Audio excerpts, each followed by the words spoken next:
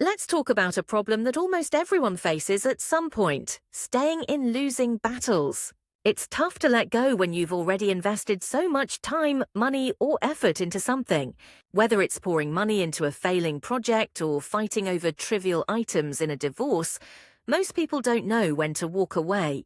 Imagine the relief and success you can experience by recognizing these situations early.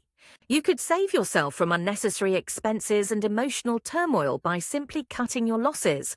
If you continue ignoring this, you'll waste resources and energy on battles you can't win, leaving you frustrated and stuck. First up, we're diving into the psychology behind why people stay in these losing battles.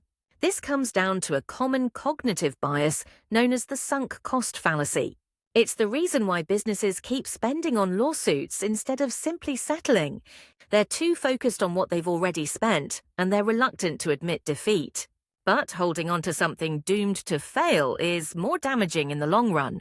Picture a business pouring money into legal fees, thinking they'll win, only to realize later they could have saved by settling and moving on. The key is recognizing when a little investment prevents a bigger loss. Focus on results, not past investments. Learn to identify when you're caught in this fallacy, step back, and make decisions based on future gains, not past losses. Now that you're aware of this mindset trap, let's explore how it affects personal relationships.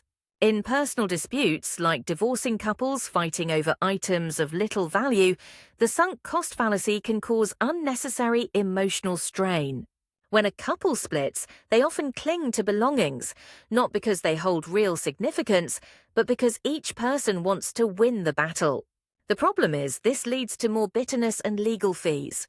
Instead of fighting over insignificant things, a productive approach could be hiring a mediator. A skilled mediator can help both parties focus on what's genuinely important, like their future happiness and well-being. It's not about possessions, it's about peace of mind. Evaluate why you're holding on to certain battles and consider what you're losing in the process. Hiring a mediator can offer an objective perspective, leading to faster and more effective resolutions. Next, let's uncover how these decisions impact business strategies.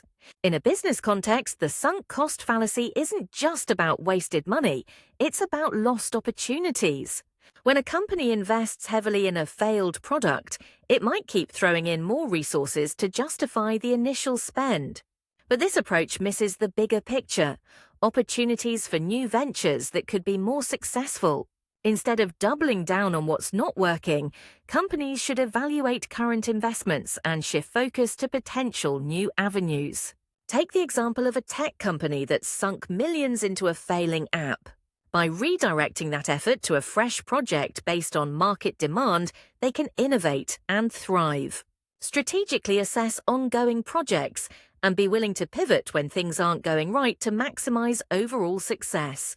Recognizing the sunk cost fallacy in your decisions leads to clarity and better outcomes. Stay open-minded and flexible, and you'll be better equipped to make smarter choices in both personal and business scenarios. Remember, for more insights like this, hit that subscribe button and stay updated. Next up, we will look at how body language affects mediation and negotiation.